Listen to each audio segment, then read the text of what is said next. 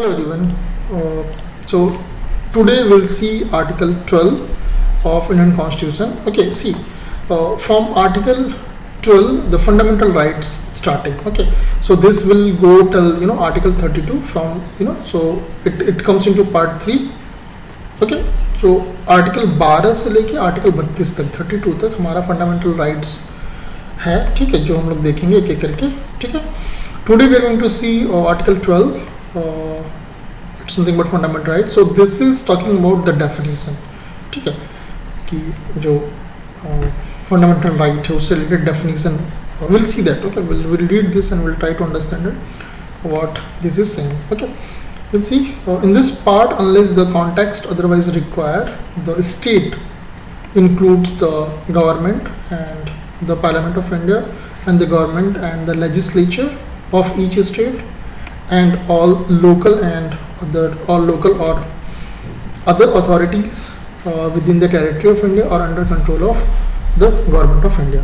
Okay, देखिए अब इसमें देखिए डेफिनेशन मतलब ये चीज़ बोल रहा है कि जैसे आप जब फंडामेंटल राइट्स को आगे पढ़ोगे तो उसमें कई जगह पे स्टेट की बात की जाएगी. The state what is meaning of the state. ठीक है, स्टेट मतलब उत्तर प्रदेश और तमिलनाडु और मध्य प्रदेश नहीं. whenever they are talking about state is whole country, entire country, और उस entire country में क्या क्या चीज़ें आएंगी. Okay, that is government.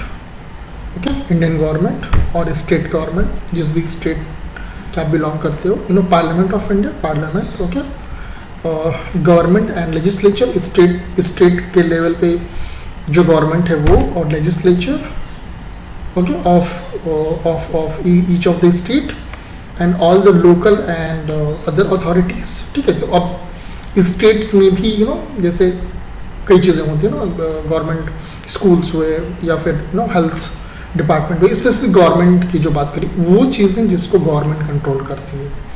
Okay, mainly उस चीज़ की बात हो रही है, प्राइवेट की बात नहीं हो रही है. लेकिन हाँ, प्राइवेट में भी अगर गवर्नमेंट की तरफ से फंडिंग है वो चीज़ भी इंक्लूड होगा उसमें. ओके, ऐसा नहीं है कि अगर कोई मान लेते हैं कोई प्राइवेट कॉलेज है वो किसी का फंडामेंटल राइट वायलेट कर रहा है, but that college has been funded by the government. ठीक है, कुछ भी पैसा अगर उसमें गया है तो that will also cover under the fundamental right in the definition of the state. Okay, मतलब जहाँ जहाँ पे गवर्नमेंट ने जब टच कर दिया so that we have to consider. Under the control of government of India. ठीक है, तो इसमें article 12 is nothing but talking about the definition of what the state क्या क्या इंक्लूड करता है.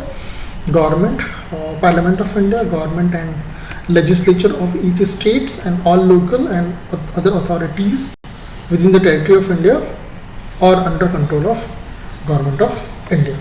ओके.